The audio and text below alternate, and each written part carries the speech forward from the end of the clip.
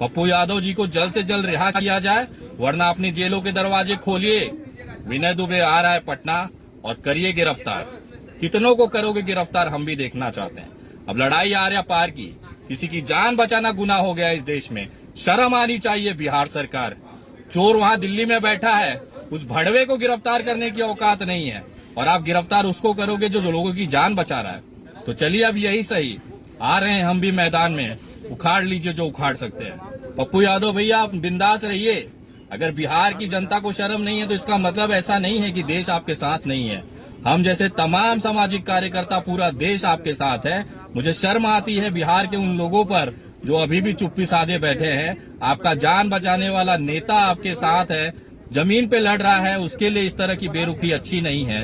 अगर अभी भी थोड़ी शर्म हो तो आवाज उठाइए, नहीं तो हम तो हैं ही, डंका लगा देंगे इस सरकार की। वो शायद भूल गए हैं, हम सामाजिक कार्यकर्ता हैं साहब। संविधान के दायरे में रहकर, संविधान के नियमों का पालन करते हुए हम संविधान की शपथ लेकर सरकारों की धज्जियां उड़ा देते हैं और वो कुछ नहीं कर पाती है, क्योंकि देश संविधान से चलेगा। आज का ये वीडियो खास तौर पे बिहार के उस तमाम मान्यवर देवतुल्य जनता के लिए है। मैं उनसे पूछना चाहता हूं कि अगर थोड़ी सी भी इंसानियत या शर्म बची हो तो चुल्लू भर पानी लीजिए और उसमें डूब मरिए। क्योंकि जब आपको महाराष्ट्र में, गुजरात में कुत्तों की तरह मार के भगाया जा रहा था, तब एक आदमी आपके लिए आवाज उठा रहा था, लड़ रहा था। उसका नाम था पप्पू यादव, पूर्व सांसद और बिहार का वो नेता जो जमीन पर काम करता है।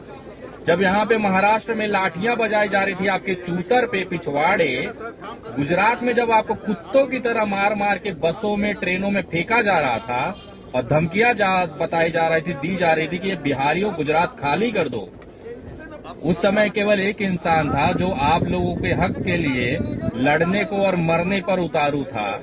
वो आदमी था पप्पू यादव। जब आप मजदूर बनकर जब यहाँ से पैदल जा रहे थे, महाराष्ट्र से, दिल्ली से, गुजरात से, अलग अलग राज्यों से, जब आप पैदल भूखमरी की हालत में, भूखे प्यासे नंगे पैर जब आप बिहार की तरफ कूच कर रहे थे, 1500 2-2000 किलोमीटर पैदल चल के गए थे, तो एक आदमी आपको सड़कों पर खड़ा मिल रहा था जो आपको पानी भी पिला रहा था, भोजन भी दे रहा था और कुछ पैसे भी, नकद कैश नोट बांटे थे उस बंदे ने। करोड़ों रुपया इस आदमी ने सड़कों पर मजदूरों के बीच बांट दिया। उस समय तो चुनाव नहीं थे। जब बाढ़ आई बिहार के अंदर, तब कमर भर पानी में जब सारे चुने हुए जनप्रतिनिधि जिनको वोट देके आपने अपने सर पे बिठाया था, वो व्यक्ति आपके सर पे जब हगना चालू कर दिए थे, तब उस भुखमरी में, उस बाढ़ के अंदर कमर भर पानी में आपके घरों तक राशन पहुंचाने वाला, पानी पहुंचाने वाला और यहाँ तक कि सैनिटरी पैड तक महिलाओं और बच्चों को महामारी से बचने के लिए पहुंचाने वाला एक आदमी था। उसका नाम था पप्पू यादव। उसके बाद चुनाव आता है, हमारे बिहार के वो सारे मजदूर अपनी 2-2 हजार किलोमीटर की यात्रा भूल जाते हैं, वो लाशें भूल जाते हैं, तमाम यातनाएं भूल जाते हैं और पप्पू यादव अपनी खुद की सीट हार जाता है। जब एक विधायक बनने के बाद व्यक्ति अपने क्षेत्र में 5 साल दिखाई नहीं देता, चुनाव हारने के तुरंत बाद पप्पू यादव वापस सड़कों पर निकल जाता है और उनकी सेवादारी जारी रहती है। जब कोरोना की महामारी में लाशों की बौछार होती है बिहार के अंदर, तो कोई भी विधायक, कोई भी सांसद नहीं दिखाई देता बिहार की सड़कों पर। केवल एक इंसान दिखाई दे रहा था, वो भी था पप्पू यादव।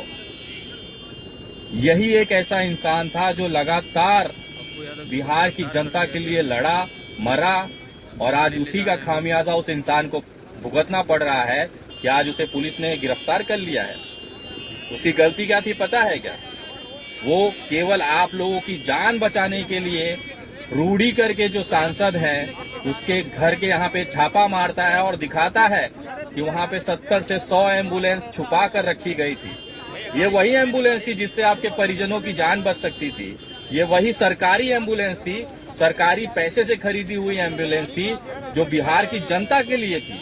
लेकिन उस एम्बुलेंसों से सांसद जी बालू डुलवा रहे हैं। यही दिखाया था उस व्यक्ति ने, पप्पू यादव ने। किसके लिए दिखाया था? बिहार की जनता के। और आज उसी बिहार की जनता के पास पप्पू यादव नाम के व्यक्ति के लिए कोई भी सम्मान, कोई भी कद्र नहीं है। आज उसे पुलिस स्टेशन उठा के ले जाके बिठा दिया गया है, लेकिन देख रहा हूं सोशल मीडिया पे सब चुप्पी साधे बैठे हैं।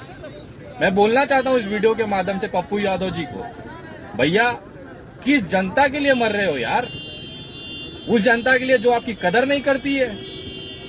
किसके लिए अपनी जान दांव पे लगा रहे हो जो खुद आपका नहीं है, जिसके मुंह पे आपने निवाला डाला? आपके कार्यकर्ता दिन रात वहां पे लंगर लगा रहे हैं अस्पतालों में। आप वार्डों में, कोरोना वार्ड में परिजन नहीं जाता है, जिसका कोई परिवार का सदस्य वहां पे भर्ती होता है ना, वो परिवार का सदस्य देखने नहीं जाता है। न कोई रिश्तेदार कोविड वार्ड में घुसने की हिम्मत करता है, इस डर के कि मुझे भी कोरोना हो जाएगा, मैं भी मर जाऊंगा। उस कोरोना वार्ड में आप अंदर जा जाके मरीजों का हालचाल पूछ रहे हो, 25,000, 50,000, लाख रुपया कैश बांट रहे हो, नकद नोट की गड्डियां उनके हाथों में दे रहे हो कि आप अपना इलाज कराओ। अगर कहीं पूरे देश में कहीं कोई मर जाता है, कोई हत्या हो जाती है, आप वहां पे पहुंच जाते हो। किसके लिए मेरे भाई? किसके लिए? किस जनता के लिए? इस जनता के लिए जो मुंह में लेके लॉलीपॉप चूसे पड़ी है। और सरकार तो ये करेगी ही ना, उनको कर दिखाने के लिए कुछ नहीं है। अगर आप सोचें इनका क्या अपराध रहा है, कौन सा ऐसा क्राइम कर दिया इन्होंने? जब क्रिमिनल थे, जब पप्पू यादव दबंग व्यक्ति था, तब कोई कुत्ता उनके सामने खड़ा नहीं होता था। आज वो इंसान साधु बन गया है, अपना सारा पिछला जो उनका इतिहास है वो खत्म करके एक अच्छा इंसान बनने की कोशिश कर रहा है। दिन रात जनता के बीच में मर रहा है जाकर, तो उसे गिरफ्तार कर लिया जाता है। मुझे उस पुलिस वालों पे तरस आता है कि हिम्मत कहां से आती है यार? आपके अंदर इंसान नहीं है? आपके घर पे बच्चे नहीं है क्या? ये इंसान किसी के बच्चों की जान ही तो बचा रहा है। ये इंसान किसी को ऑक्सीजन ही तो दे रहा है। ये इंसान किसी की जान बचाने के लिए एम्बुलेंसों की तो मांग कर रहा है। किसके लिए कर रहा है? पुलिस वालों के बच्चे नहीं जाते हैं क्या एम्बुलेंस से? उनको ऑक्सीजन की जरूरत नहीं पड़ती है? जिन भी अधिकारियों ने कार्रवाई की है, मैं पूछना चाहता हूं, घर जाइएगा, अपनी पत्नी से आंख मिलाइए, अपने बच्चों से आंख मिलाइएगा और बोलिएगा हमने अपराधी पप्पू यादव को गिरफ्तार किया है, और मुझे गर्व है इस चीज का। अगर थोड़ी भी शर्म बची होगी, बिहार की जनता को मैं बोलना चाहता हूं, अगर थोड़ी भी शर्म बची होगी तो इस इंसान का साथ दीजिए।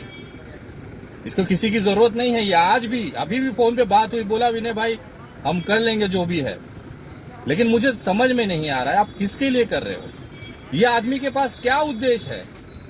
चुनाव लड़ना, ये हार गया, उसके बाद जब 5 साल बाद चुनाव आना, इस समय तो कोई विधानसभा, कोई लोकसभा भी नहीं है। किस लिए कर रहा है ये इंसान? करोड़ों रुपया मजदूरों को बांट दिया, चुनाव के बाद लगातार करोड़ों रुपया खर्चा करके ये ऑक्सीजन बांट रहा है, लंगर लगा रहा है, खाना खिला रहा है। किसके लिए खिला रहा है मेरे भाई? और बिहार सरकार से बोलना चाहता हूं कि अगर आज पप्पू यादव को रिहा नहीं किया गया, बाइज्जत उस व्यक्ति को, इस मानवता, इस इंसानियत की मूर्ति को अगर आपने आज रिहा नहीं किया ना, तो आप जेलों के दरवाजे खोलिए। विनय दुबे कल पटना पहुंचेगा और अपने तमाम कार्यकर्ताओं के साथ पहुंचेगा, उठा के जेल में डाल दीजिए। मैं तोड़ता हूं धारा 188, उखाड़ लीजिए विनय दुबे का। देखना है मुझे आपकी जेलों में कितनी ताकत है, कितने लोगों को आप जेल में डालते हैं।